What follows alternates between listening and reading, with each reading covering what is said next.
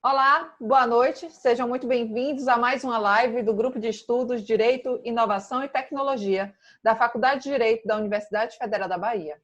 Meu nome é Victoria Libório, sou jornalista e colaboradora de assessoria de comunicação para o DIT-UFBA. Estamos transmitindo ao vivo para o Brasil pelo Zoom e conectados pelo Facebook. Para aqueles que não possam assistir por agora, não se preocupem. Esta live está sendo gravada e será disponibilizada em nossos canais de comunicação. Aliás, convido a todos para verificar o nosso blog, que é o ditufba.wordpress.com, também o nosso canal do YouTube, DIT-UFBA, e o nosso podcast no Spotify, que lançamos também semana passada. Fiquem à vontade também para seguir nossas redes sociais. Deixe-me ver, o nosso encontro de hoje será voltado para discutir inovação, arte e tecnologia com o artista plástico Adriano Castro e o cantor e compositor Levi Lima. Para moderar nosso encontro, contamos com o Dr. Marco Aurélio de Castro Júnior, professor e pesquisador da Faculdade de Direito da Universidade Federal da Bahia e coordenador do DIT-UFBA, para quem passa a palavra. Boa noite, professor. Boa noite, Victoria. Boa noite, Adriano. Boa noite, Levi. Boa noite a todos que estão nos assistindo. É uma satisfação, mais uma vez, estarmos aqui no nosso DIT-UFBA e, dessa vez, com convidados que dispensam a apresentação. Não é? Nós estamos com dois conhecidos artistas, não é? E eles vão tratar de temas relacionados com suas atividades artísticas, de criação e também com a tecnologia, as interfaces com o direito. Eu vou pontuando à medida que achar conveniente. Embora não precisem de apresentação, é meu dever como moderador fazer uma pequena introdução a cada um dos nossos palestrantes. O Levi Lima é cantor e compositor com 20 anos de carreira, tem músicas em diversas novelas, foi indicado para o Grammy Latino de 2012, como tem o prêmio Jovem Brasileiro de 2013. Ele cursou composição na nossa Universidade Federal da Bahia e está desenvolvendo novos projetos e palestras na área de desenvolvimento pessoal, tendo a música como trilha sonora. Adriano Castro é graduado em Artes Plásticas, também pela Universidade Federal da Bahia, é mestre em gravura urbana pela mesma instituição, é doutorando em gravura urbana pela Universidade Politécnica de Valência, na Espanha, foi professor de gravura e nas técnicas de xilografia, calcografia, serigrafia e litografia, apresentou conferências em diversos países como Itália, Espanha, Portugal, Romênia, Armênia, no Brasil, em vários outros países. Foi curador da Bienal da Gravura do Douro, em Portugal, para os gravadores brasileiros, e tem participado de bienais em todo o mundo. Sei que teve, em um dos anos recentes, ele participou em 22 ou 23 bienais no mesmo ano. Então, são esses os nossos grandes artistas que estão aqui. Eu agradeço mais uma vez a sua presença e, por ordem alfabética, vou passar a palavra para Adriano. Boa noite, Adriano. Boa noite, doutor Marco. Boa noite, Levi, Larissa, Victoria, a toda a galera aí, a todos que estão nos ouvindo e vendo. Antes de mais nada, gostaria de agradecer pelo convite para participar dessa live, que tenho certeza será uma live bem bacana para a galera que está assistindo. Vamos falar de música, vamos falar de artes plásticas, vamos falar de tecnologia, que são três coisas que estão interligadas entre si. E não quero me estender muito, não. Passo a palavra para nosso amigo músico Levi.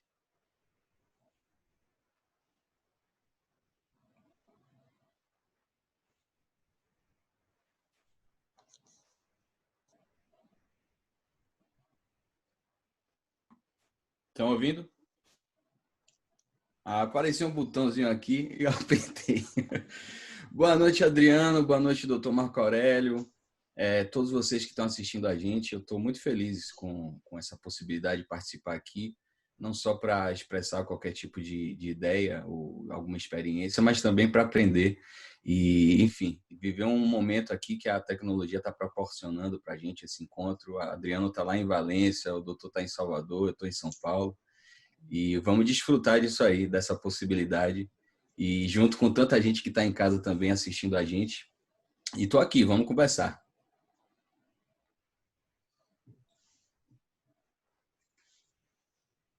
Eu não escuto Adriano, ninguém aí. olha, Agora eu estou ouvindo. Agora quem falhou fui eu. É que eu estou emocionado com tanto artista, então. Adriano, por favor, você tem 20 minutos para poder se expressar, fique à vontade, o tema é seu, o microfone é seu, a sala é sua. Ok. Eu vou, na verdade, para falar de arte, a melhor coisa é, em vez de estar mostrando a minha cara feia, é mostrar arte, mostrar os trabalhos, mostrar o que eu tenho desenvolvido aqui pelo mundo. Eu vou tentar, nesses 20 minutos, encurtar a minha fala, porque eu geralmente estou acostumado a dar conferências de pelo menos uns 40 ou 50 minutos.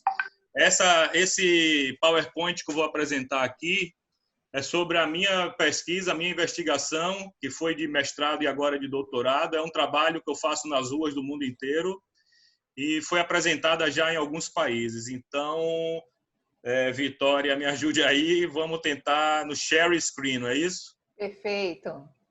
Ok, vamos lá então. Vocês estão vendo aí? Perfeitamente. Vamos lá. O título é Gravura Urbana, uma experiência europeia. Ok? Primeiro eu vou falar rapidamente como foi a minha estrada na arte urbana, quando comecei e como. Bem, no final dos anos 90, eu participava de um grupo de artistas e a gente fez um bocado de mural em Salvador e no interior do estado, na ilha de Taparica, e em várias outras cidades, Feira de Santana, e em algumas outras cidades no interior da Bahia.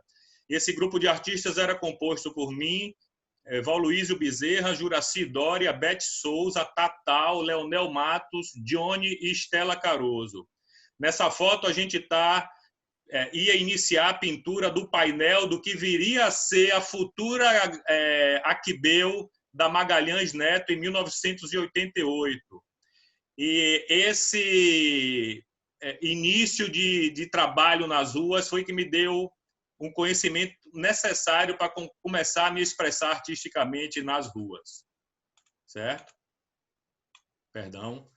Então, quando começamos a fazer quando formamos esse grupo e iniciamos essa aventura nas ruas da Bahia, teve uma grande repercussão midiática e a receptividade do público e da crítica foi muito grande. O grupo, que começou com aquelas pessoas que eu citei anteriormente, chegou a ter 14 artistas, entre Padre Pinto, que está aí na foto, Jaime Figura, que está aí na foto, Leonel Matos, que é um artista bem conhecido aí nas ruas na cena artística de Salvador. E após uma cacetada de painéis, a gente foi patrocinado pelo Museu de Arte Moderna da Bahia, por algumas lojas de tintas, e em 2 anos, que foi quando durou o projeto, nós pintamos cerca de 25 murais em diversos bairros e cidades, certo? Esse é um dos murais que eu pintei na Avenida Vasco da Gama, um mural de 1999.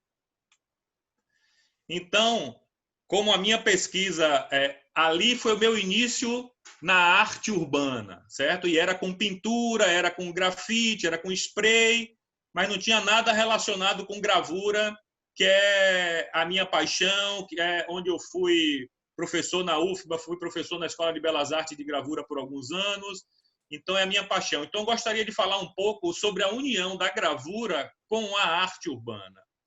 Bem, o pioneiro nessa mescla de técnicas de arte urbana e de gravura foi o francês Ernest Pignon-Ernest, que em 1966 colocou a primeira gravura nas ruas de Lyon, na França, certo? A partir daí, a gravura nas ruas se desenvolveu mais na Europa. E a partir da pop art nos Estados Unidos, após a Segunda Guerra Mundial, através de Andy Warhol com as suas serigrafias, ela se tornou popular no mundo inteiro e, a partir de então, passou a ser reconhecida como uma das técnicas utilizadas pelos artistas urbanos. Então, agora eu vou falar do meu trabalho de gravura urbana, certo? Aí na foto tem uma litografia de uma caminhonete Chevrolet bem antiga. E o conceito de gravura urbana que eu desenvolvi é o seguinte: é você tirar a gravura dos museus, galerias e instituições culturais. E a gente sabe que gravura é feita de papel, é uma técnica muito frágil.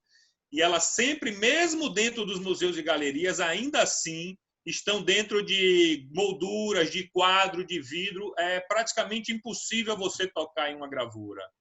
Então, o meu conceito é tirar a gravura desses sagrados espaços de exposição e levar para as ruas. E as técnicas utilizadas são as técnicas tradicionais de gravura, que é litografia, que é a gravura feita na base da pedra, xilografia, que é a gravura feita através da madeira, serigrafia, que é a gravura que a gente faz em tecido, geralmente em camisetas, e calcografia, que é a gravura que se utiliza de pranchas de zinco ou de cobre para produzir o trabalho. Trabalho também, e aqui a gente já pode entrar um pouco na tecnologia, com estampas digitalmente produzidas, certo? Que tem um conceito totalmente diferente. Deixa eu só voltar aqui rapidamente para falar do conceito da gravura urbana, nas técnicas de gravura propriamente dita. O conceito desses carros, de pôr esses carros na rua, é somente levar um pouco de alegria e, como eu falo, um pouco de alívio visual para as retinas já tão cansadas da poluição visual das grandes cidades, principalmente nas grandes cidades do Brasil, como Salvador, São Paulo, Rio de Janeiro, Belo Horizonte, e daqui também da Europa, em Roma, Paris, Amsterdã, etc. e tal. Então, como tem muita poluição visual e tem também muita poluição visual, mesmo com arte urbano, eu tento, através desses carros, levar um pouco de alívio e um pouco de conforto momentâneo para essas pessoas.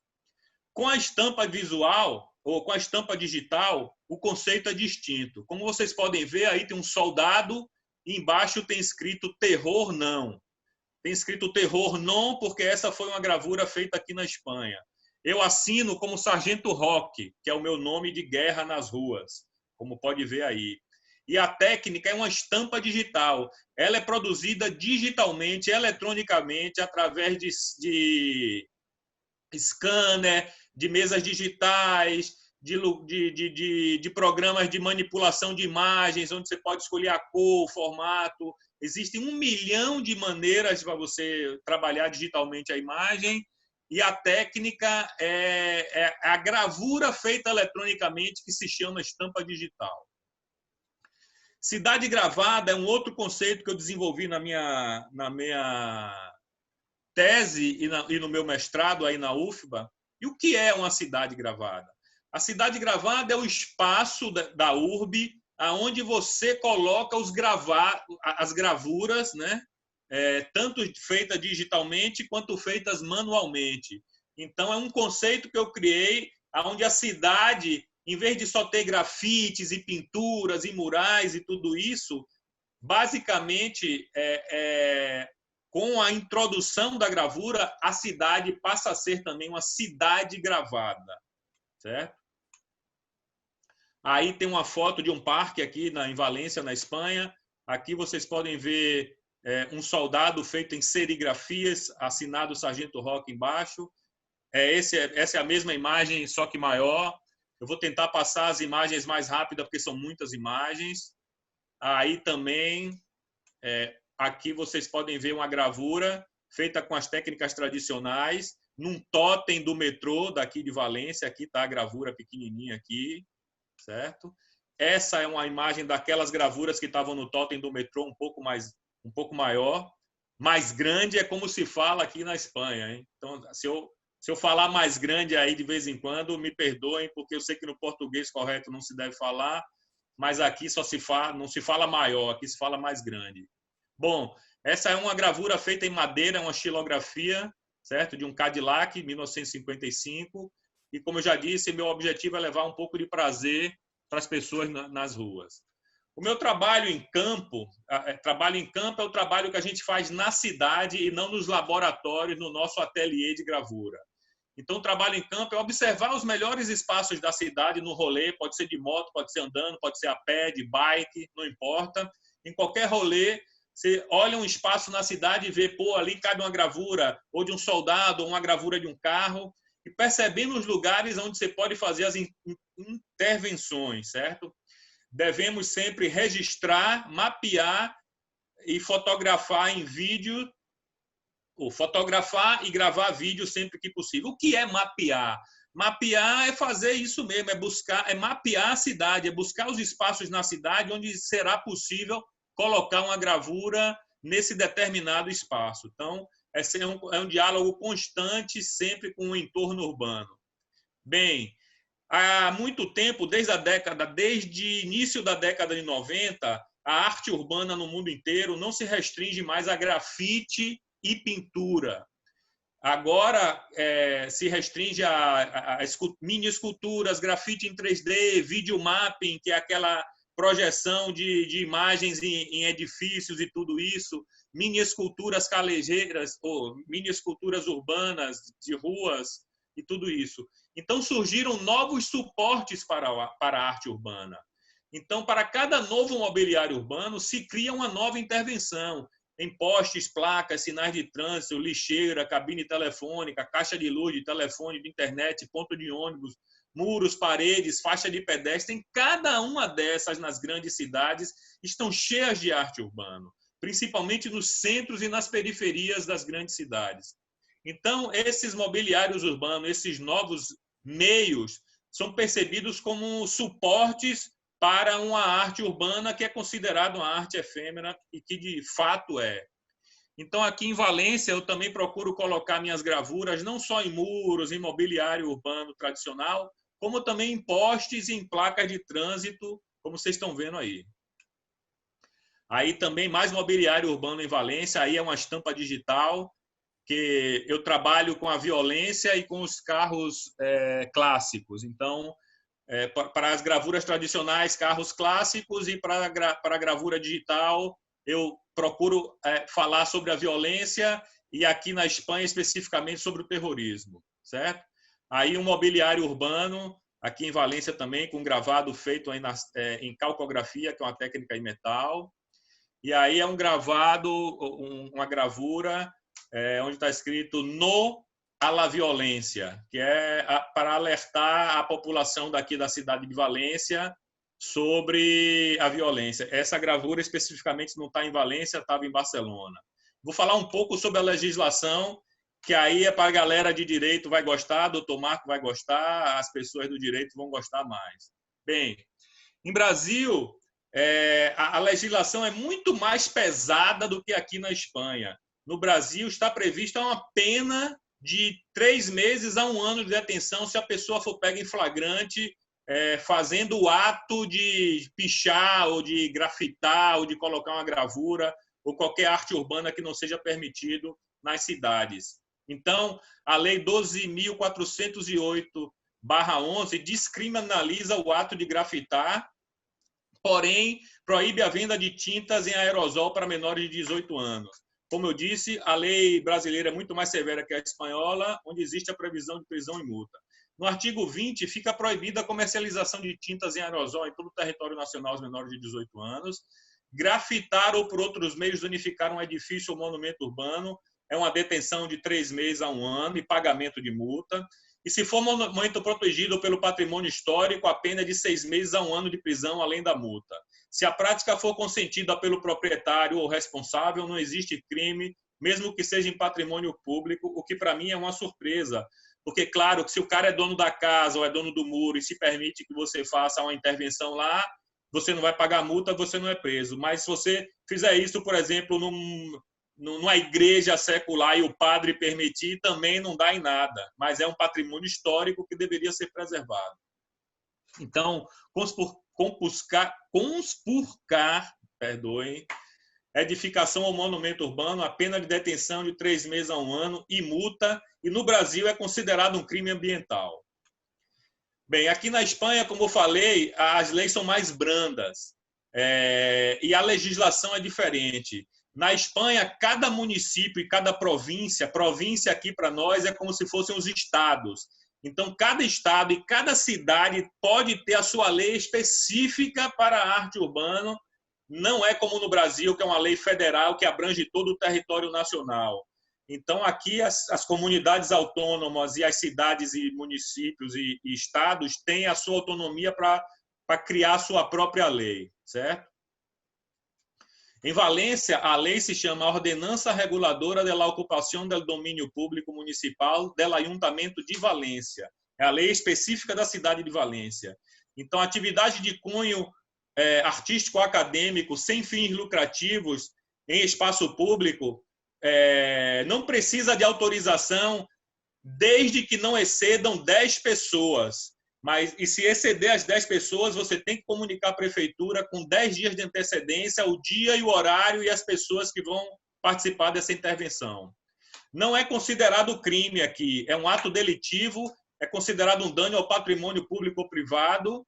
Se é causado em um particular, basta assumir os custos da reparação, e se é pública, você está sujeito a uma sanção administrativa, pois o prejudicado é o Estado. Mas, todavia, não existe registro de prisão de artistas de rua aqui na Espanha, certo? Em Valência. Aqui, como eu disse, alguém pode ser detido se fizer arte urbana sem autorização, é levado à delegacia e paga multa, exceto se você grafitar os trens ou pintar em trens, o que é muito comum aqui. Então, isso aqui dá uma cadeia braba, porque a Renfe, que detém os direitos de utilização dos trens na Espanha, dos ferrocarriles, ela aplica uma multa pesada, porque na minha investigação de doutorado eu fiz entrevistas com as pessoas da Renfe e eles me disseram que custa cerca de 200 mil euros para cada vagão que tem que ser repintado. E o custo não está embutido só a repintura, está embutido tirar o vagão daquela linha, por exemplo, levar para as oficinas, que é meio longe, e ali começar todo esse processo com um montão de funcionários. Então, pintar trem aqui é um verdadeiro problema. Aí é um trem abandonado na estação aqui de Valência, uma das estações de trem daqui, num bairro, num subúrbio chamado Malilha, que é o berço da arte urbana em Valência, que começou através do grafite, certo? Aqui na Europa, na maioria dos países, a arte urbana é regida por leis federais que abarcam todo o país, como é na Alemanha, na Suíça, na Itália, na Romênia, etc. Mas na Espanha, não. Como falei anteriormente, aqui, cada estado, cada cidade faz a sua própria lei. Aí são estampas digitais, né? Onde eu falo contra o terrorismo, porque é muito comum, as pessoas só se lembram das Ramblas, onde teve um atentado do ISIS há uns 3 anos atrás, onde o cara pegou uma van e saiu matando todo mundo. Aí eu fiz uma homenagem às Ramblas, que é um lugar turístico em Barcelona, onde teve esse atentado. Mas a gente não deve se esquecer que o ETA, apesar de ter entregado as armas, ele ainda segue ativo. Nunca mais teve um atentado do ETA, tem muitos anos que isso não acontece. O último foi em 2011, na estação de Atocha, em Madrid, que matou 140 pessoas e feriu mais outras 30, mais de 200 ou 300. Os caras simplesmente explodiram um trem. Então, terrorismo aqui não é brincadeira. Eu prefiro sempre passar essa mensagem de pacifismo, essa mensagem de alerta contra o terrorismo aqui na Europa, certo? Aí é eu colocando uma gravura normal no mobiliário urbano. Esse é o detalhe da gravura anterior que vocês viram. Mais uma vez colocando a gravura aí nas paredes da cidade. Um detalhe da gravura anterior é um carro, aí na verdade é um Maverick, certo? É uma gravura em linóleo, que é uma espécie de borrachinha mole que você pode trabalhar. Uma vez mais, aqui em Valência, ali tem esse o trabalho que vocês estavam vendo ali nas ruas, é um Buick 55, feito na técnica da xilografia, que é gravura em madeira. Aí é um Chevelle, um carro feito na técnica da água forte, água tinta, que é uma técnica calcográfica. Eu vou mostrar rapidamente alguns slides sobre algumas atuações minhas em alguns países da Europa. Aí em Trastevere, que é um bairro boêmio, é como seria o Rio Vermelho de Roma, um bairro que tem muita arte urbana, tem muito músico, tem muita arte em todos os cantos, respira arte. E ali embaixo eu coloquei aqui, vocês podem ver, tem uma estampa digital minha. Essa é a estampa digital mais próxima. Aí é em Alijó, Portugal, onde tem a Bienal de Gravura do Douro, onde eu já participei algumas vezes como artista. Eu sou o curador, na verdade não sou mais, eu fui o curador. Abri mão de ser o curador porque o doutorado não me permitia estar de 2 em 2 anos indo para Portugal para passar 20 dias lá. Então, aí Alijó é a cidade onde tem a Bienal de Gravura do Douro, onde eu fui o curador para os gravadores brasileiros durante muitos anos. Uma cidade belíssima na região do Douro, produtora de vinhos e pães maravilhosos. Aí é uma serigrafia, certo? Aí é em Zurique, na Suíça, onde eu também falo sobre o terrorismo, onde eu sempre alerto. A minha mensagem é uma mensagem pacifista, uma mensagem contra o terrorismo. Aí também em uma das pontes lá de Zurique, na Suíça.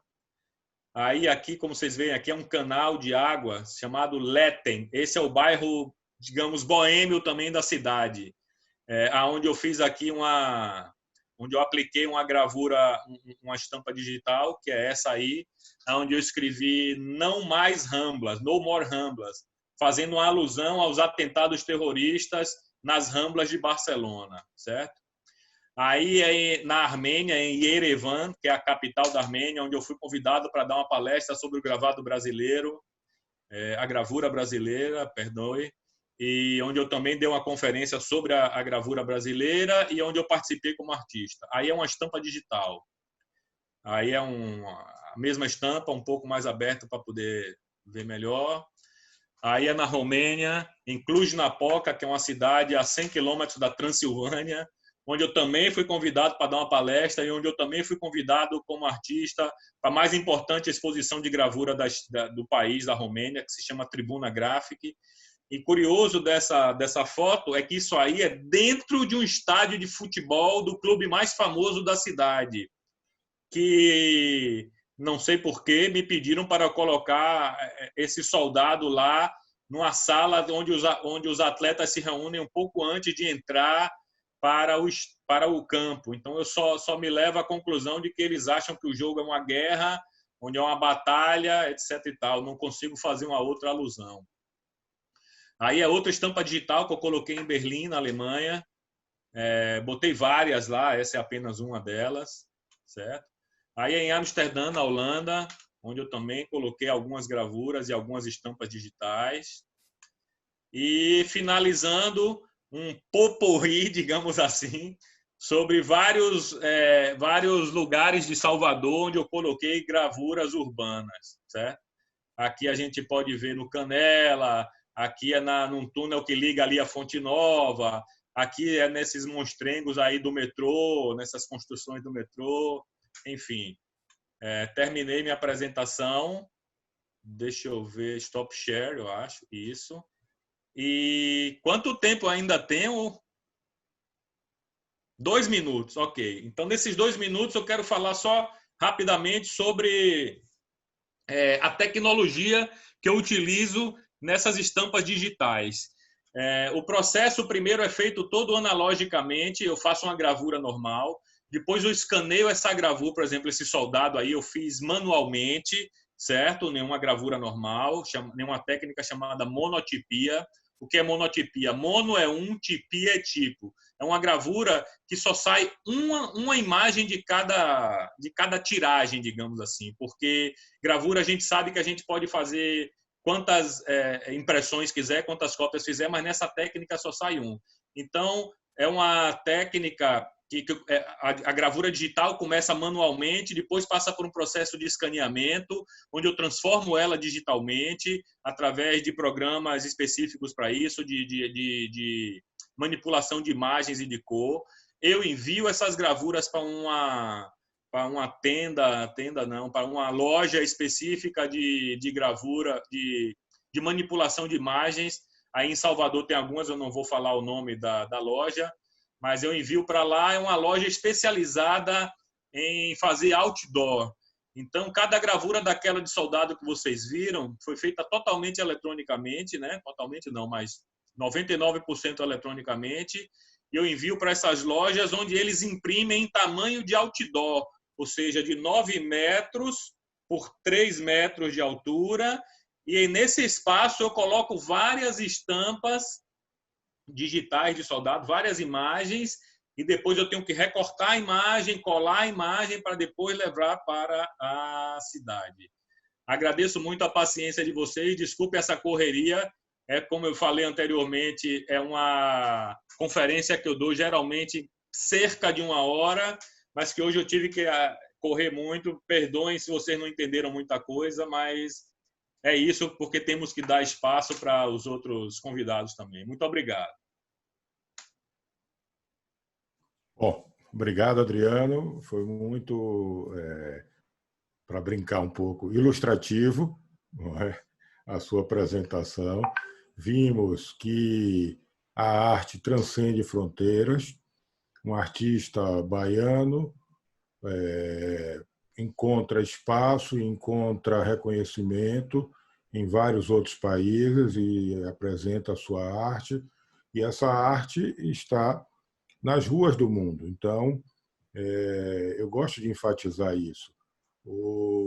É produção que nasce na Bahia, é produção que nasce na Universidade Federal da Bahia e é levada para o mundo. Não é?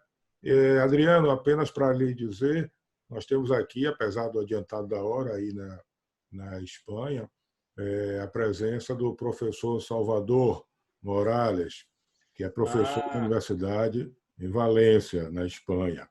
E, para não me demorar muito, eu passo logo a palavra para o nosso segundo convidado, Levi Lima. Por favor, Levi, a sala é sua agora. Aqui de novo o botãozinho. Vocês estão me ouvindo? Agora sim. Show de bola. Bom, primeiro, muito interessante o conteúdo do Adriano. Realmente, a arte ela tem uma força de comunicação intensa.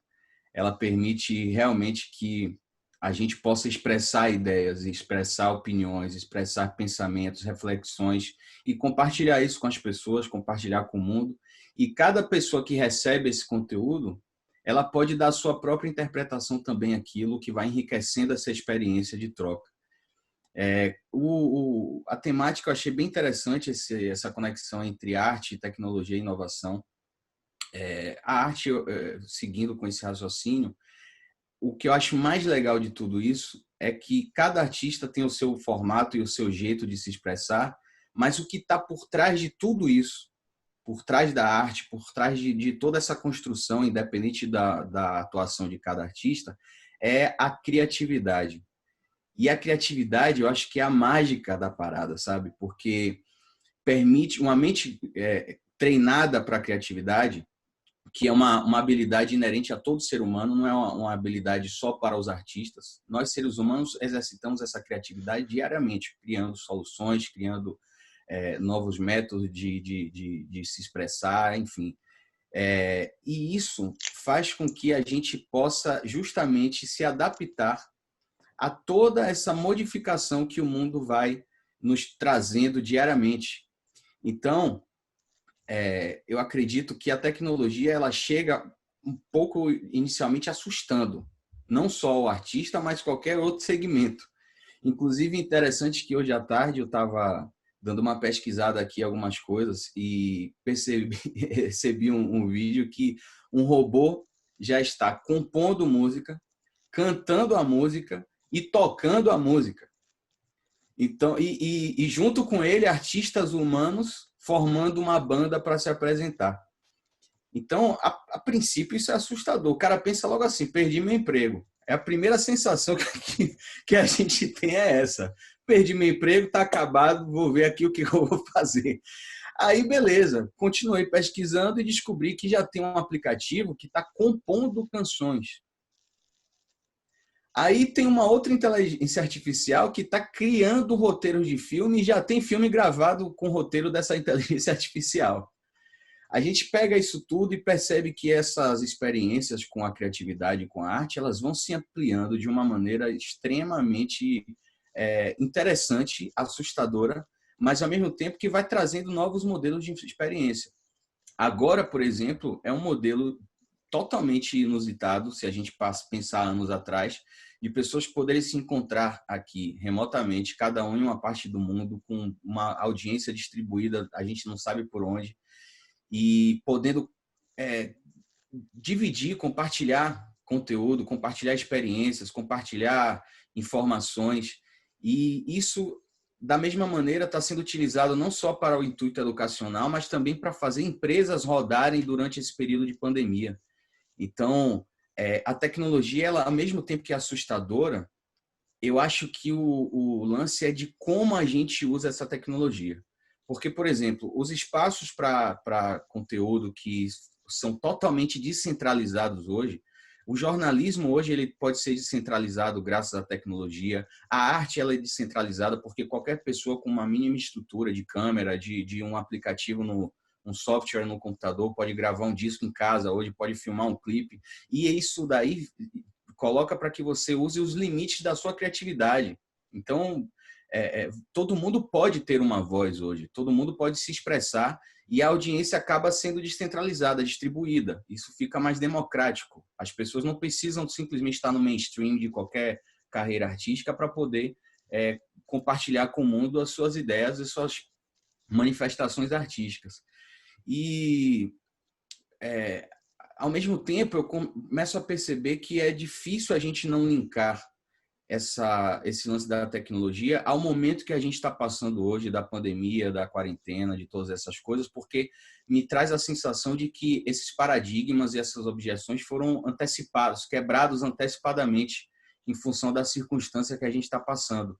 Ou seja, as pessoas foram obrigadas a ficar no home office, as pessoas foram obrigadas a buscar conteúdos na internet, expressões artísticas na internet. Pô, imagina essa quarentena se a gente não tivesse internet, gente. A gente dentro de casa, tendo que trabalhar com papel e caneta, sem poder consumir um conteúdo a mais, ou até se distrair também. O Netflix está aí, as outras possibilidades estão aí. Se a gente não tivesse os artistas para poder Exatamente. fazer a gente suportar esse período, Levi. Exatamente. Pô, imagina, o cara tá em casa louco para sair na rua e enxergar o mundo, encontrar as obras do Adriano e de outros artistas espalhados aí com uma obra urbana, numa situação que você está na rua respirando um cotidiano que às vezes é pesado para a gente, e a gente pode usufruir de uma experiência de conteúdo artístico como o Adriano disponibiliza pela cidade. A gente não está podendo fazer isso. A gente está tendo que acumular todo tipo de informação e experiência aqui, digital. Mas que bom que nós temos isso numa situação como essa. A gente não sabe como vai ser o mundo daqui para frente, se virão novas quarentenas por novos motivos. A gente não sabe até onde vai esse... Eu sei que tiveram cidades que já voltaram a ter, já se reativaram, e os casos do coronavírus voltaram a acontecer e as cidades vão ter que fechar de novo. Então, minha esposa tem família no Rio Grande do Sul e na cidade dela está acontecendo isso. Então, a gente não sabe. É muito bom que nós tenhamos essa tecnologia, eu acho que a gente tem que saber utilizar. É um pouco assustador de fato, mas aí vem a questão da outra proposta do título de vocês desse evento, que é a inovação. A tecnologia por si só, ela já é a inovação proposta por pessoas criativas. O próprio cientista tecnológico, os próprios criadores de aplicativos são pessoas extremamente artísticas, porque você tem que ser muito criativo para pensar assim, pô, eu tenho o telefone aqui, tenho o tablet aqui, juntei as duas coisas, virou um celular touchscreen com tudo aqui acontecendo. Então, esse cara é muito criativo. Eu estava vendo há dias atrás também o lançamento do primeiro voo comercial para fora da Terra, aí, da SpaceX, do Elon Musk, né? Pô, o cara que criou aquilo tudo, que pensou aquela tecnologia, ele tem que ser muito criativo. Então, a arte ela está em todas as pessoas, não só nos artistas, porque o ser humano ele traz esse exercício diário.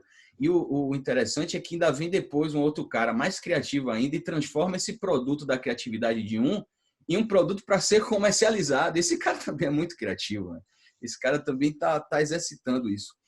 Mas a inovação para a gente, para nós artistas ou para qualquer outro outro gênero profissional, eu acho que a partir de agora ela tem que partir de dentro da gente. Eu acho que a saída é para dentro de nós. Porque talvez esse novo normal e esse novo modelo que a gente está percebendo de quanto faz falta um contato social, um abraço do amigo, a conversa tete a tete, o olho no olho, a gente percebe que a preocupação com o outro, ela estava um pouco esquecida, talvez, nessa correria louca que a gente via experiencializando nos últimos anos, com essas urgências, com essas facilidades, as dificuldades também dessa vida moderna. E talvez seja o momento de, através da arte, a gente olhar mais para o que a gente compartilha, que arte a gente está compartilhando, que mensagem a gente está compartilhando.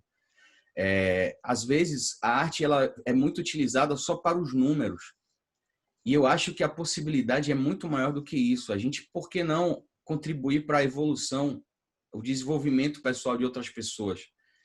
Pensando nisso, inclusive, eu estou criando vários outros projetos para utilizar a arte como um veículo de comunicação, não só a música, mas outras manifestações artísticas, para compartilhar conteúdo sobre essa busca que muita gente está tendo ultimamente, de se transformar em uma pessoa melhor, de entender melhor sobre si, sobre o outro, sobre o mundo, sobre a sociedade, sobre qual é o nosso papel de fato aqui nesse planeta. E eu acho que a preocupação com o outro é a maior inovação que nós podemos trazer daqui para frente. É encontrar em cada atividade profissional de que maneira isso não simplesmente custeia a nossa vida, paga nas nossas contas, mas também de que maneira isso agrega valor à vida de outras pessoas. Então, usando o Adriano como exemplo, é interessante que você percebe que a expressão dele nas ruas tem uma mensagem por trás. Não é um cara que foi ali colocar uma coisa avulso. Tem um propósito maior por trás daquilo. Tem uma mensagem que ele acredita, que ele acha que tem valor para outras pessoas. E através dessa possibilidade, ele está ali compartilhando e exercendo o papel de artista dele. Esse talento que eu nem sei se é nosso, se é emprestado, né? Não sei por que a gente tem isso, essa aptidão, mas é entregar para o outro. Com certeza eu também acho, né? Mas é entregar para o outro, é compartilhar. A arte é compartilhamento de ideias, de momentos. Imagina uma trilha, um filme ou uma cena de novela sem a música por trás, sem a trilha sonora. A música ela é energia cientificamente comprovada, porque é uma vibração sonora. Ela está saindo do ar que está saindo dos meus pulmões, está vibrando aqui nas minhas cordas vocais, que estão emitindo uma energia que está saindo, vibrando aqui na atmosfera, nos átomos, no oxigênio. E essa frequência vibracional está sendo traduzida aqui nesse microfone, que através de impulsos elétricos, energia eletromecânica, está chegando aí para vocês. É energia. Então, o conteúdo que essa arte provoca, ele tem uma frequência vibracional que vai refletir na pessoa que recebe essa arte a frequência que tem a ver com o que você está propondo. Então, é muito complicado se a gente não utilizar a arte com muita responsabilidade, porque essa frequência vibracional ela pode levar todo tipo de mensagem. Ela pode levar uma mensagem de alegria, de paz, de otimismo, mas ela também pode afetar energeticamente a vida de uma pessoa para outras frequências vibracionais, como tristeza, depressão. Esses dias, inclusive, por coincidência, eu estava no YouTube e nesses os vídeos ali que vão aparecendo, tinha uma música que chamava, um clipe, né, de uma música chamando Manual do Suicídio. Aí eu vi aquele negócio ali, eu falei, não é possível. Cliquei e consegui ouvir 30 segundos. Porque o cara estava retratando ali uma coisa absurda. Só que o pior de tudo isso é que tinha mais de 6 milhões de visualizações. Sabe? E aí você pensa, por que frequência essa arte está transmitindo? Sabe? A gente pode utilizar isso de várias maneiras. E eu acho que essa é a principal e a maior inovação que nós podemos trazer, não só para a arte, mas para qualquer profissional. É o gerente do banco que na hora de cumprir o papel profissional dele, mas ele está preocupado também com a pessoa que está indo tomar um empréstimo no banco. Será que essa pessoa não está criando um problema para a vida dela? Será que ela não merece ter uma informação real, verídica, e mostrando os riscos e mostrando a melhor maneira dela fazer aquilo? Pode, claro que pode. Eu acho que cada um de nós podemos inovar o mundo e, com isso, transformar ele em um espaço melhor para todo mundo, através não só da arte, mas de todas as atividades profissionais, assim como as pessoas que, durante essa pandemia, continuaram tirando o lixo da nossa porta. Esses caras aí, a gente podia estar com a cidade totalmente cheia de lixo, de fedor, de falta de estrutura, Pô, imagina.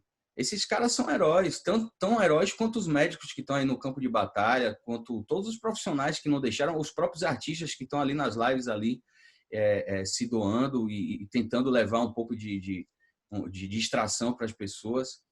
E o legal também é que nessas lives que eu estou vendo, estão aparecendo vários artistas que não tinham tanta audiência, mas que estão conseguindo expor sua arte, sua mensagem, e todo tipo de mensagem está aparecendo. Então você pode hoje escolher, zapear e falar assim, pô, essa arte aqui não me interessa, não é compatível com o que eu quero, essa não, e cada um vai se identificar com aquilo que quiser. Então acho que essa inovação ela chegou de uma maneira muito interessante, que o mais importante é de que forma nós vamos utilizá-la, de que forma a gente vai compartilhar da nossa parte com o mundo, com o universo, com a sociedade. E, enfim, eu acho que é isso. Não sei nem se levei 20 minutos ou menos, mas acho que o que eu me senti feliz e apto a contribuir aí foi isso. Bom, Levi, muito obrigado. Olha, eu penso, e certamente muitas pessoas pensam da mesma maneira que eu, que a arte é fundamental. É fundamental e nós, falando de mim e das pessoas da maioria dos componentes do nosso grupo de estudos, que somos da área de direito, nos ressentimos muito de não termos mais esse contato. O artista tem uma visão diferente do mundo, o artista traz um encantamento com as coisas, vê aquilo que as pessoas normais, no sentido de que não tem esse dom, você falou que a criatividade todo mundo tem, mais ou menos, não para vamos dizer assim, para a criação artística, né? Isso é um dom. Isso realmente é um dom. A maioria das pessoas jamais conseguiria pintar, desenhar, cantar, compor, escrever, não é? Isso é para quem é artista mesmo. Isso as pessoas nascem assim. A minha percepção. Bom, enquanto vocês falavam, eu fiz umas anotações que eu tenho algumas perguntas para vocês. Veja, vou fazer primeiro para Levi a seguinte indagação. Eu tenho visto, você até fez referência a isso, muitas lives, e como eu interrompi você em momentos atrás, essas lives que os artistas estão fazendo, elas têm permitido às pessoas suportar o isolamento, suportar as dificuldades financeiras que o isolamento traz pela redução das opções de trabalho e uma série de coisas. E vejo nessas lives, aí eu vou juntar a arte com tecnologia, vejo nessas lives que é comum um artista estar no local e o outro está em outro, o terceiro em outro, enfim, toda a banda, toda a orquestra, todos os envolvidos estarem em locações diferentes. E vejo que aquilo que todos nós sabemos que existe, que é esse delay, esse retardo entre o que alguém fala e alguém que está do outro lado ouve, ele desaparece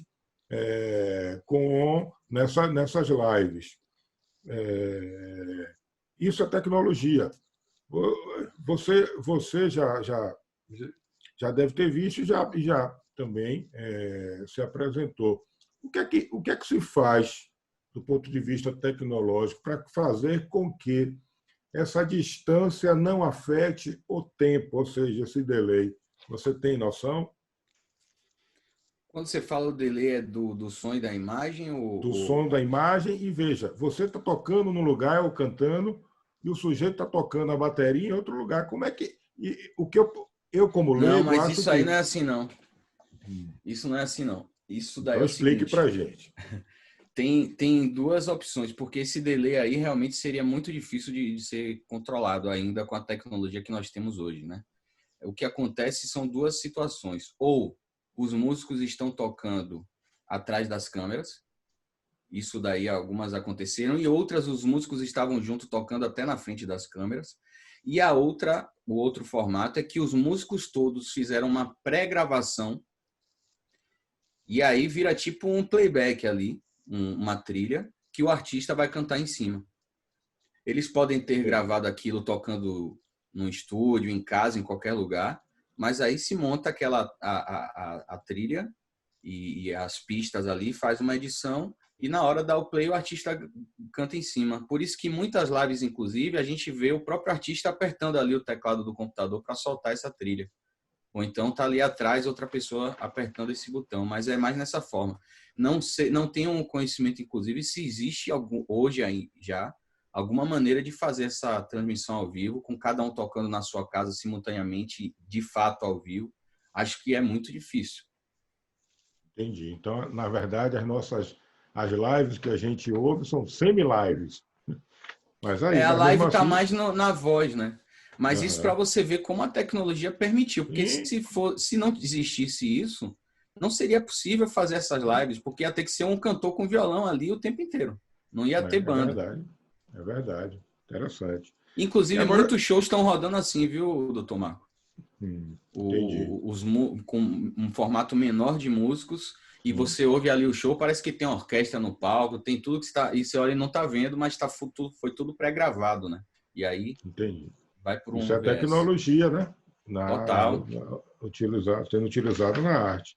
Agora, eu queria lhe fazer uma pergunta, Levi, que é relacionada ainda com essa forma de se apresentar em live, que é o seguinte: Adriano também, que também já teve em televisão e tudo, e eu já vi o assédio de fãs a Levi, já vi assédio de fãs a Adriano, a gente vê sempre o artista sendo assediado, e quando o artista está se apresentando, esta imediatidade do público ali com o artista, me parece que essa interação gera, como você falou, Levi, uma energia especial, uma coisa diferente.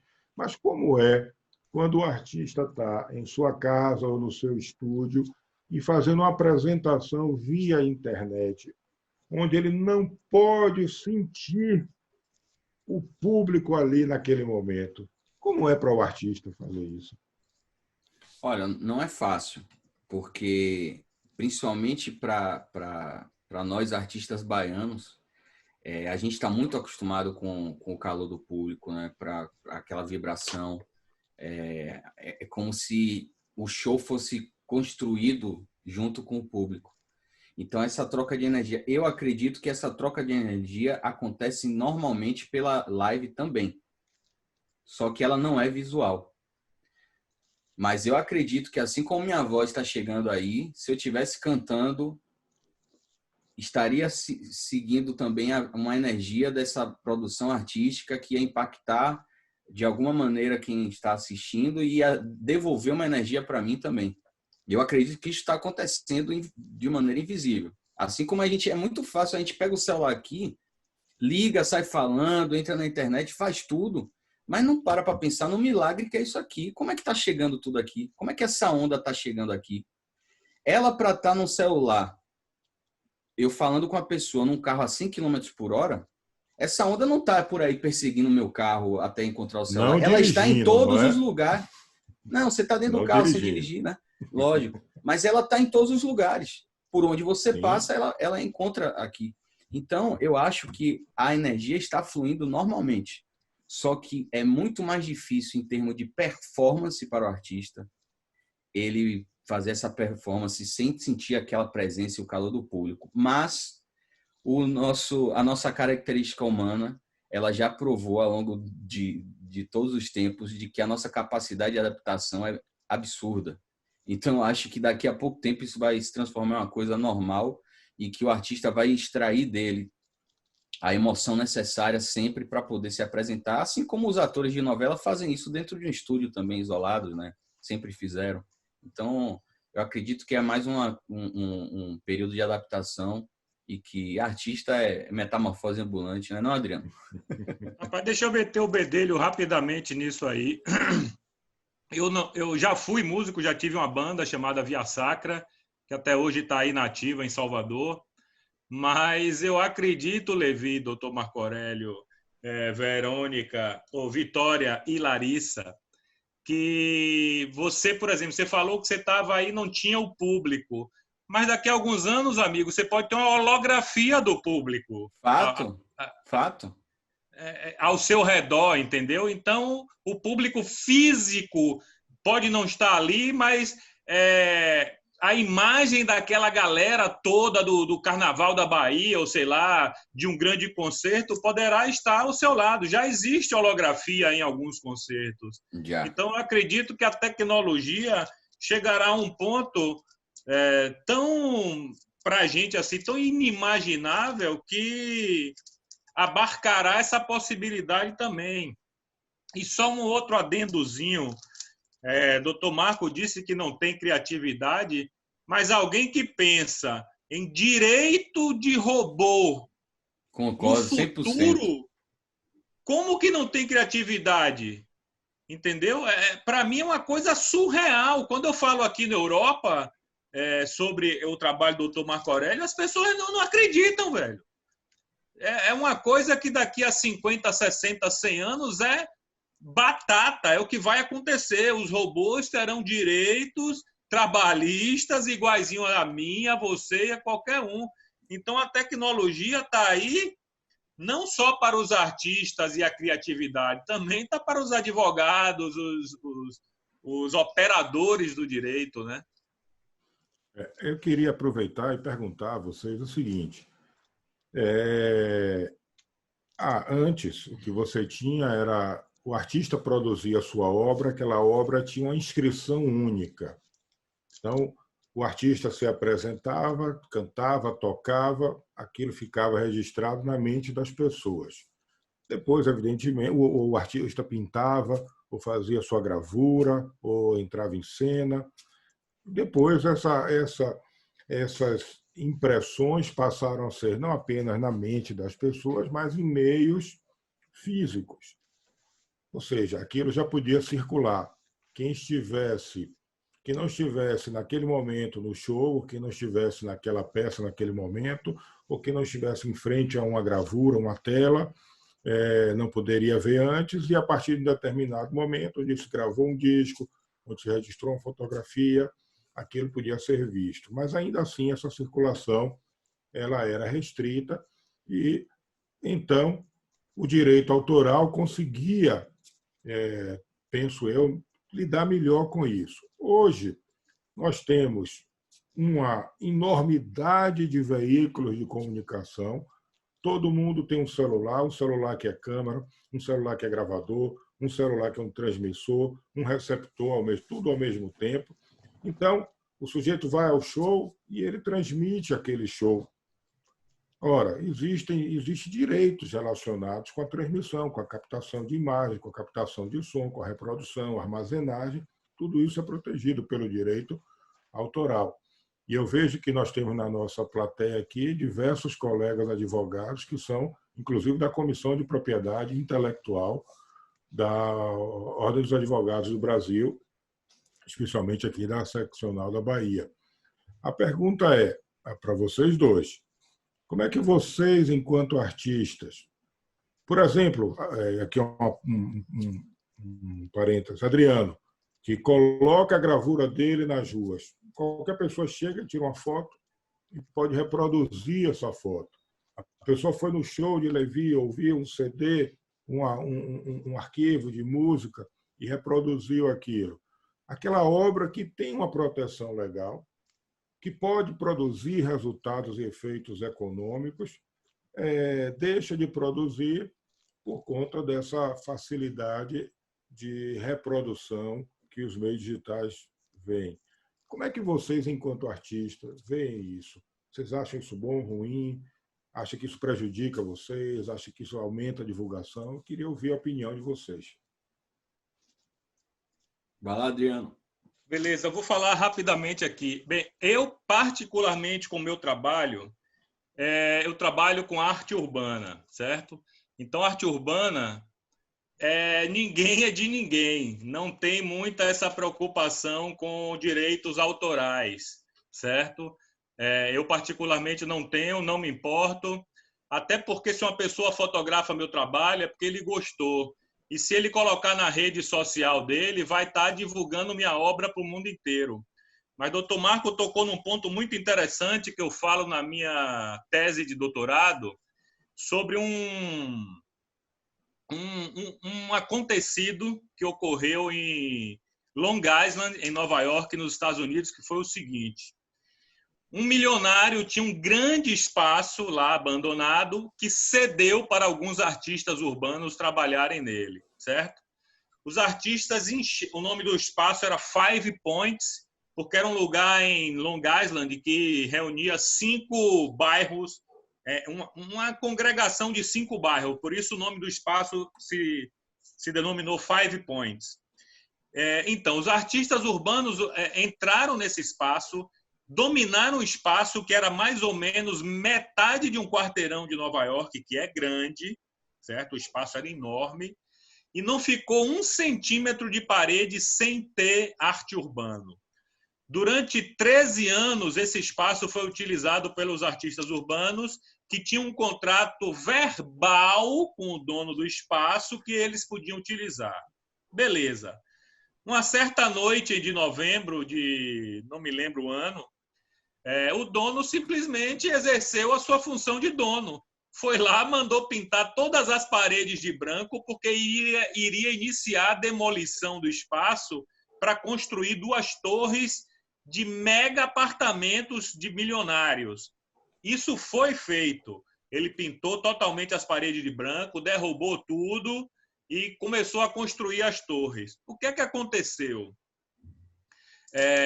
Os artistas se reuniram em uma associação, entraram com uma ação judicial contra o dono do espaço, alegando que ele não poderia derrubar o espaço, já que o espaço tinha se tornado mundialmente conhecido e artistas famosos como Banksy, Black Lehet, Shepard Fairey, que são ícones da arte urbana mundial, disseram que era um absurdo o que o cara está fazendo.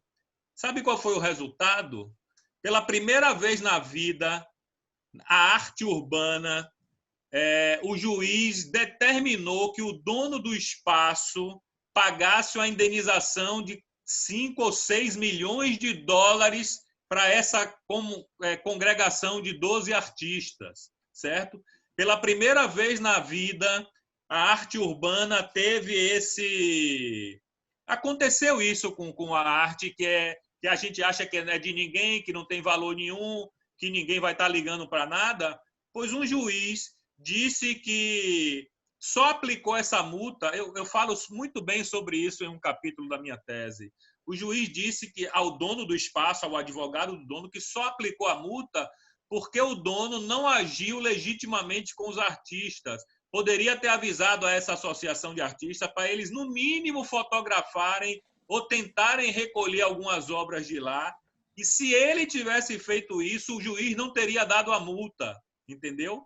Mas como ele não fez isso, o juiz aplicou uma multa de 5,5 milhões de dólares, que cabe recurso, que ainda está para ser julgado, mas eu acho isso uma coisa muito interessante em relação a direitos autorais na arte urbana, entendeu?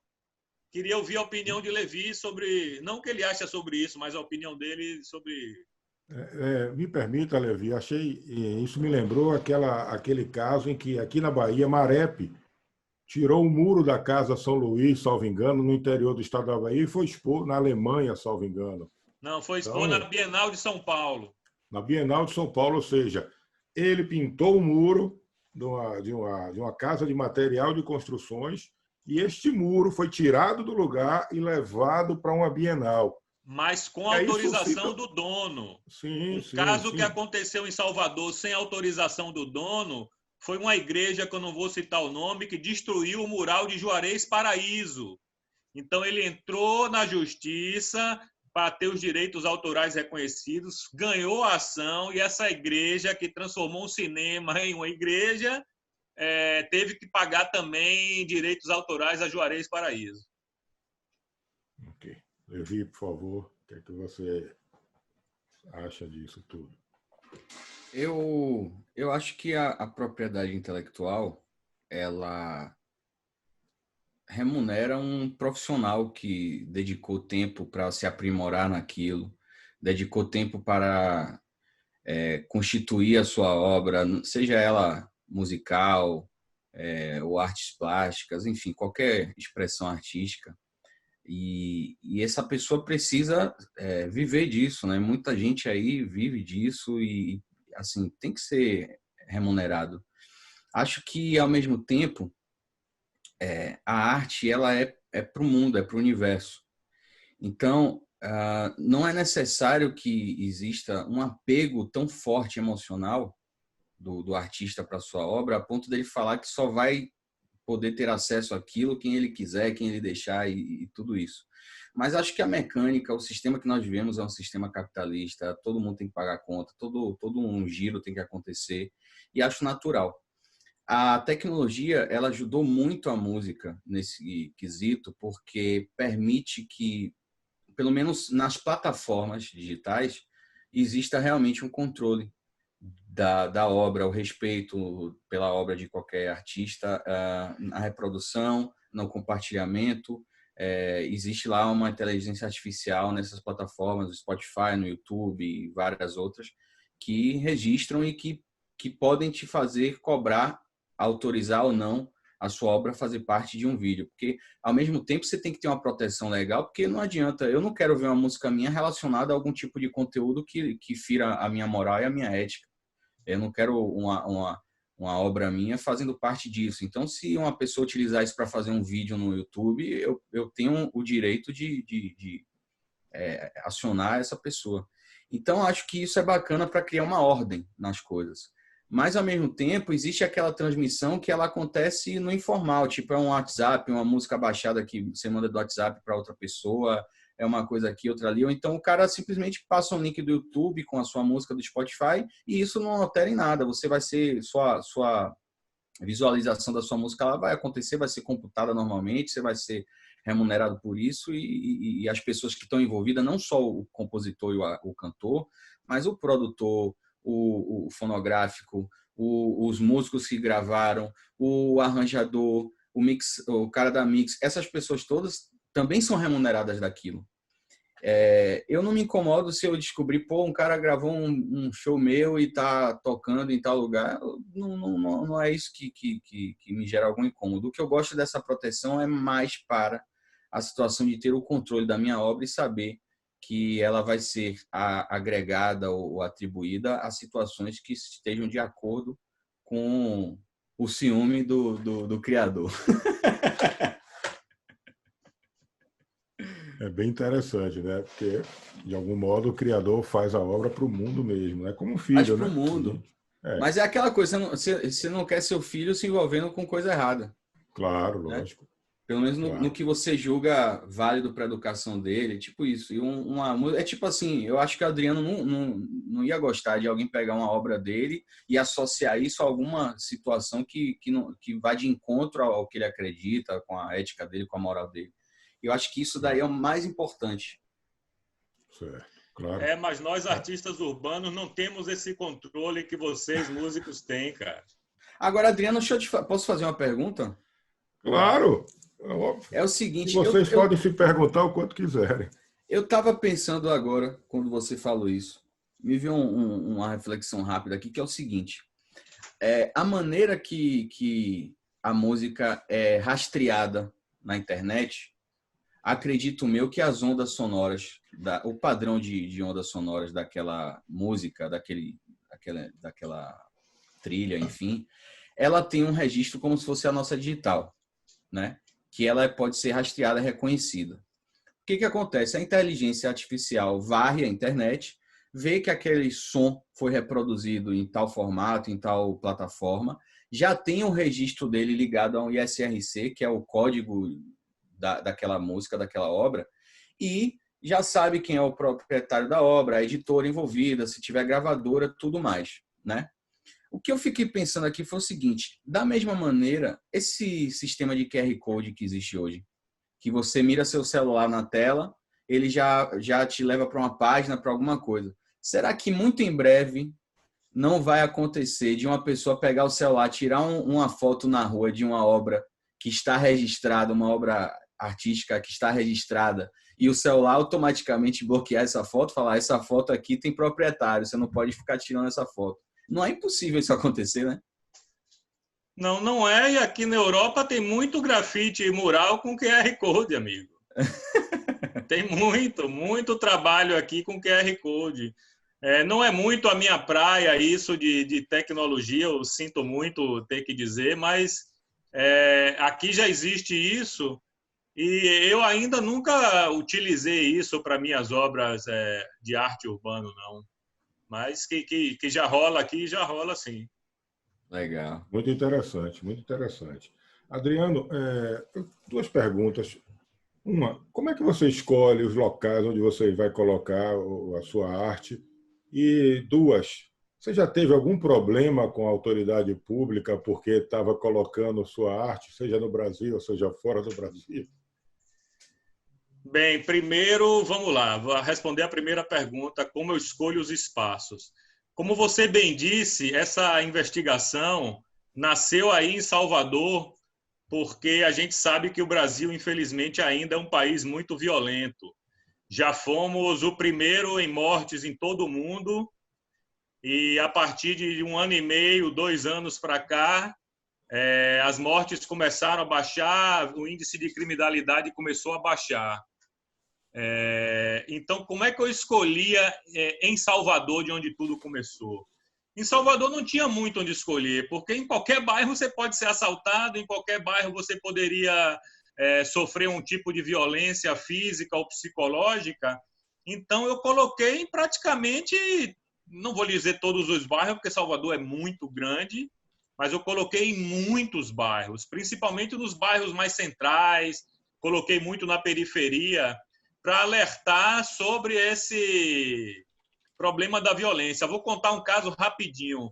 Eu coloquei uma arma, um revólver, uma gravura de um revólver no Campo Grande, na Praça do Campo Grande, numa placa onde tinha que era proibido andar de bicicleta. E eu coloquei a arma na cabeça do cara que estava andando de bicicleta. E isso agora vai se tornar público, mas a galera na época não sabia. Isso foi em 2008. Bem, uma rede de televisão foi lá no Campo Grande, gravou essa placa e disse que aquilo ali era uma mensagem que os marginais haviam colocado para outra gangue de marginais, dizendo que aquele espaço era um espaço propício para que essa gangue pudesse roubar bicicleta. Isso saiu na televisão. A polícia foi atrás do artista, mas não achou, não encontrou. Como já tem muito tempo, eu já posso falar sobre isso. Bem, aqui na Europa... Olha a interpretação a que a arte pode levar, né? Pois é aquela história, rapaz. né? O artista produz, aquilo vai para o mundo, né? Cada um interpreta. É a gravura ressignificando o espaço público, entendeu? Eu também falo disso na minha tese.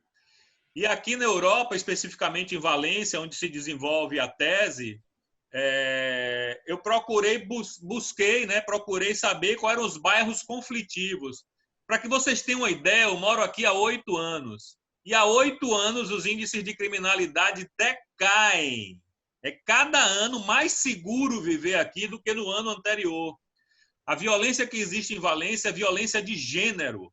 É uma violência de homem que pega a mulher em casa ou a mulher que esfaqueia o cara. É essa violência. Aqui você pode andar com 1 quilo de ouro pendurado no pescoço, atravessar a cidade de ponta em ponta às 3 horas da manhã, que não vai lhe acontecer nada. Então, eu procurei colocar essa imagem, a princípio, em bairros conflitivos. E os bairros conflitivos são onde tem muitos imigrantes, onde tem uma população africana, onde tem uma população cigana.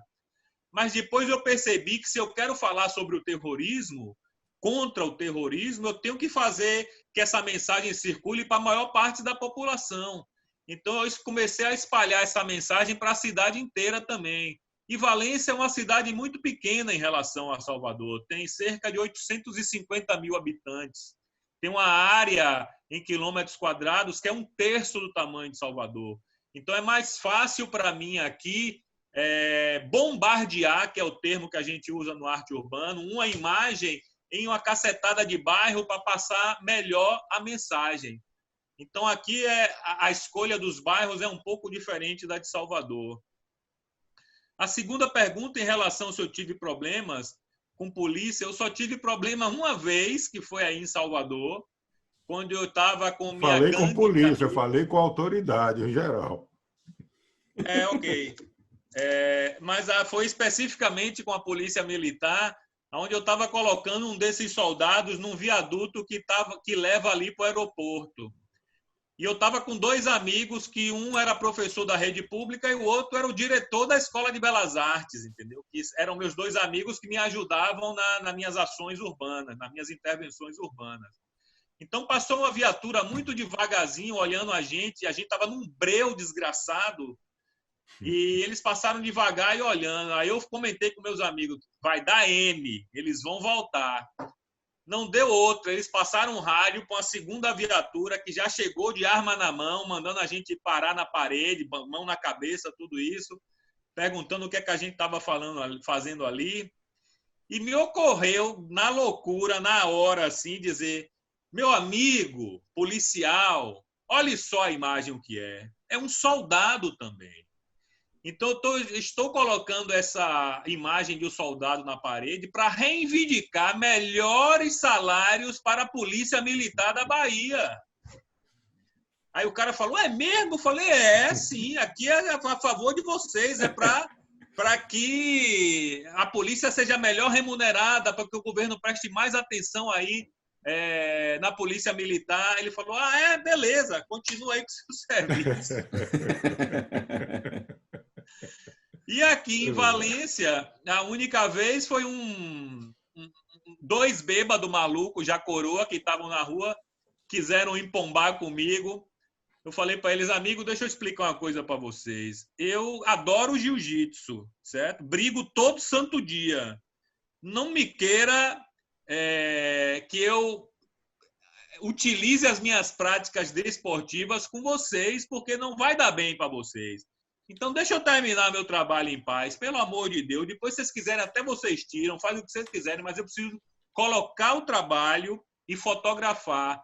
Porque na arte urbana, a gente não sabe se no dia seguinte, daqui a 1 hora, daqui a 1 ano, daqui a 1 mês, a obra vai estar naquele local. Então, o que fica para a gente são os registros.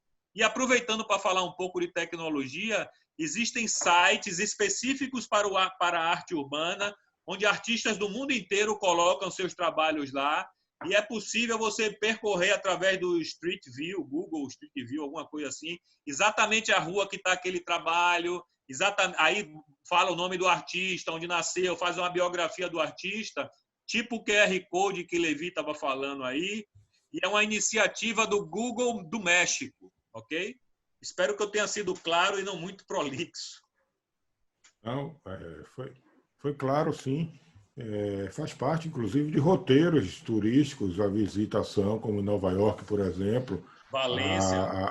Em vários lugares, há locais onde há arte urbana. Aqui existe a Rota do Grafite, aqui em Valência, que é apoiada pela prefeitura, entendeu?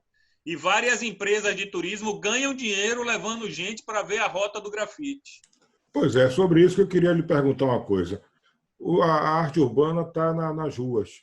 Os artistas que se dedicam a isso conseguem ser remunerados quando pintam um muro, quando põe uma gravura em fachadas e tudo, você tem conhecimento disso? Claro. Depende do artista, né? A gente conhece, vou começar pelo exemplo maior do mundo, que é Banksy. Aonde ele coloca uma obra de arte dele, simplesmente o dono simplesmente retira o muro e vai vender o trabalho. E o trabalho não é vendido por menos de 500 mil libras esterlinas, para você ter uma ideia. Só que ele é um caso de 1 em 1 bilhão, é um caso único que não existe igual na arte urbana. Eu posso falar de alguns amigos, colegas de arte urbano, que são, às vezes, convidados para pintar uma parede de uma discoteca, uma parede de uma casa particular. Teve um amigo aqui que pintou a parede de um secretário de cultura daqui de Valência, pintou a parede dentro da prefeitura. Então, esses caras, sim, são remunerados para esse tipo de trabalho específico. Mas a maioria das pessoas, como eu, não recebem um duro, só gastam muita grana para poder botar o trabalho na rua, porque é a nossa cachaça, é o que a gente gosta, é que nos dá prazer. Então, existem artistas, sim. Eu conheço o caso de artistas que vão para a casa de milionários, onde eles cobram 10 mil dólares, 10 mil euros aqui na Europa, né? Os caras cobram 10 mil euros, o milionário dá as tintas, dá a parede, dá a passagem de primeira classe, dá o hotel 5 estrelas para ele, acompanhante, e ainda paga para o cara trabalhar lá. Mas esse também é uma parcela muito reduzida, né? 97, 8% dos artistas não recebem nada. Ok. Eu queria fazer uma última pergunta a Levi. Nós vimos aqui no seu microcurrículo, porque não seria possível falar tudo, que você recentemente tem começado a se dedicar a isso que nós estamos vendo aqui agora, a ministrar palestras, a fazer apresentações assim, mostrando às pessoas o que você sabe, o que você pensa.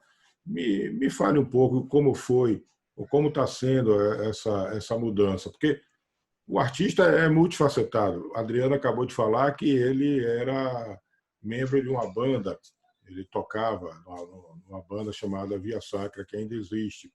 Como é para você, Levi? O que é que lhe levou, ou que está lhe levando a essa nova atividade? É a famosa curiosidade.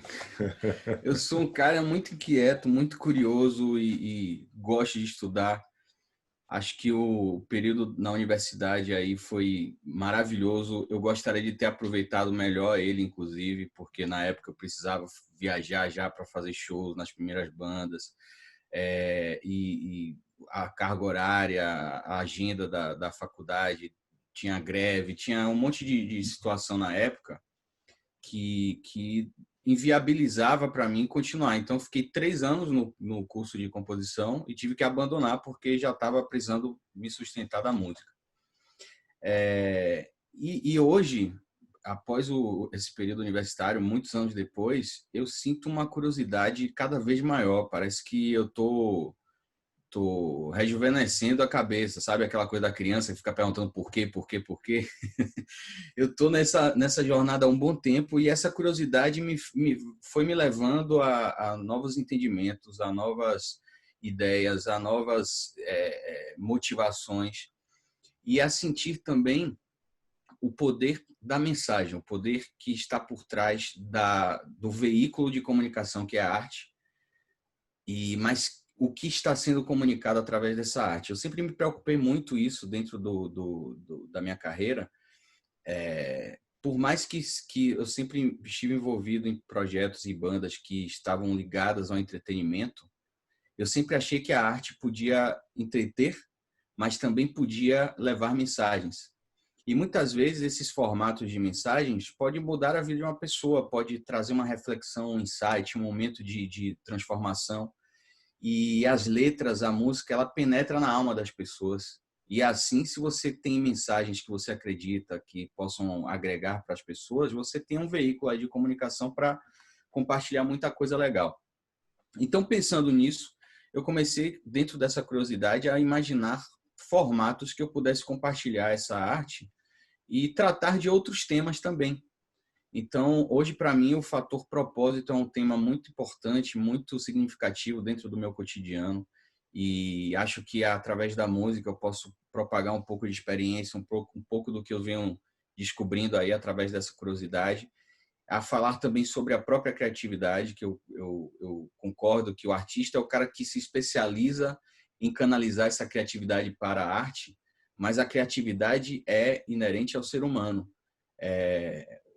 Qualquer atividade, a gente precisa da criatividade durante o dia. É aquela coisa assim, ó, você está sentado aqui agora, no meio desse nosso call aqui, e aí eu tô com o interruptor da luz ali que minha mão não está alcançando, eu pego o celular aqui e estico o braço com o celular e consigo desligar a luz. Isso é uma solução criativa. Isso é a nossa capacidade de ser humano, de pensar e de transformar soluções para coisas simples do nosso cotidiano. Alguns malucos vão pintar quadro na rua, outros vão ser cantor, vão compor música. Aí é artista, entendeu?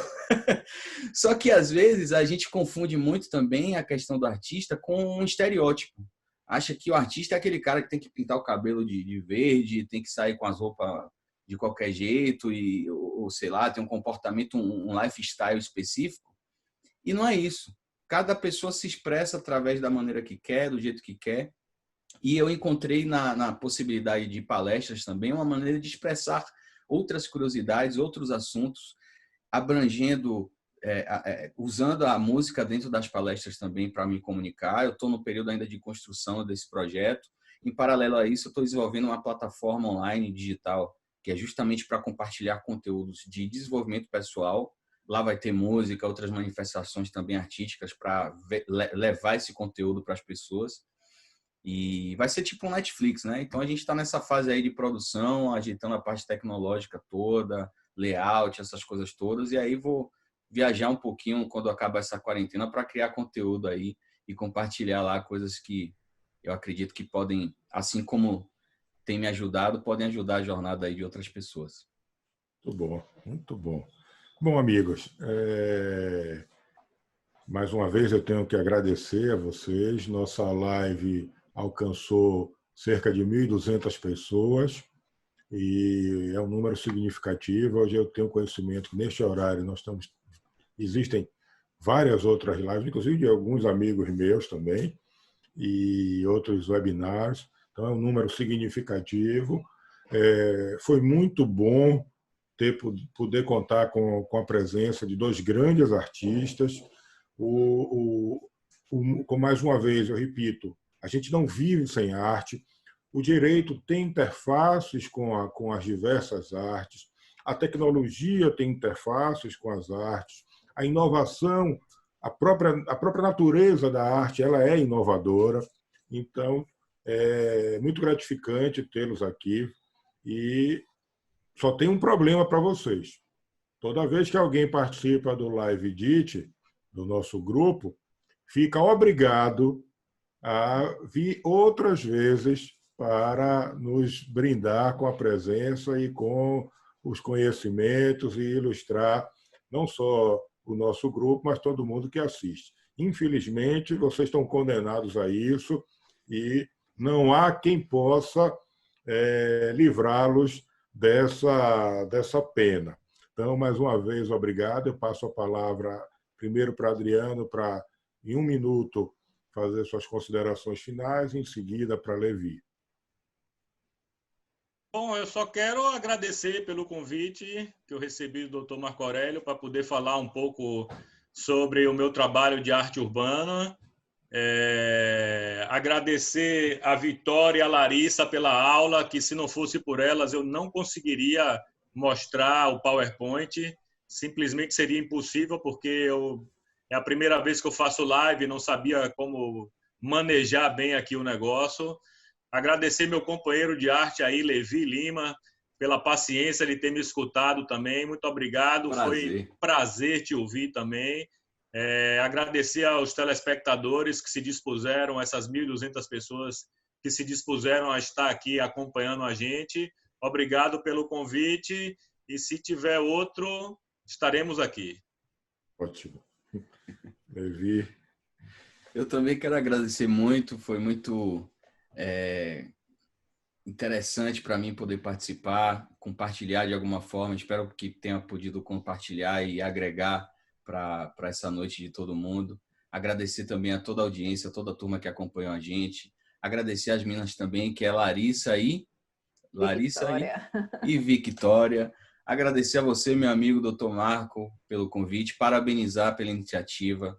É um grande evento. Eu acho que conhecimento, experiências, a gente não pode guardar. A gente tem que compartilhar e tudo que a gente acumulou ao longo da vida, eu acho que tem que ser repassado para as pessoas e é o que realmente fica. A obra é maior do que o artista. A música é maior que o cantor. A obra do pintor é maior do que ele, porque eles são eternos. Nós somos aqui esse conjunto de átomos aqui concentrados e a gente vai se transformar em outra coisa. Mas a arte vai ficar. Então, muito obrigado. Obrigado pelo convite para participar. Espero que a gente possa se rever em breve aí. Ok, obrigado. Agradeço a todos. Passo a palavra à Vitória, que faz o encerramento monumental, como sempre. Por favor, Vitória. Bom, pessoal, encerramos mais uma live DIT com muito sucesso. Mais de 1.200 pessoas alcançadas, tanto aqui pelo Zoom como lá pelo Facebook. Agradeço a participação do artista plástico Adriano Castro e do cantor e compositor Levi Lima. Lembro a todos e todas que este conteúdo continuará disponível em nossa página no Facebook e subiremos a gravação deste webinar em nosso canal do YouTube com divulgação em nossas redes sociais. Agradeço também ao professor Marco Aurélio, claro, por mediar essa live. Mas nosso projeto continua. Semana que vem receberemos Carlos Ritt, professor, como é que fala? Ritt. Carlos Ritt e Rodrigo Moraes para discussão de direito autoral, propriedade industrial e inovação. Acesse nosso site ditufba.wordpress.com e acompanhe nossas redes sociais para maiores informações quanto à programação e outras ações promovidas pelo grupo de estudo. Nos vemos terça-feira que vem, às 19 horas. Obrigada a todos e boa noite. Boa noite. Tchau, tchau. Obrigado, boa noite. gente. Obrigado. Fique com obrigado. Deus.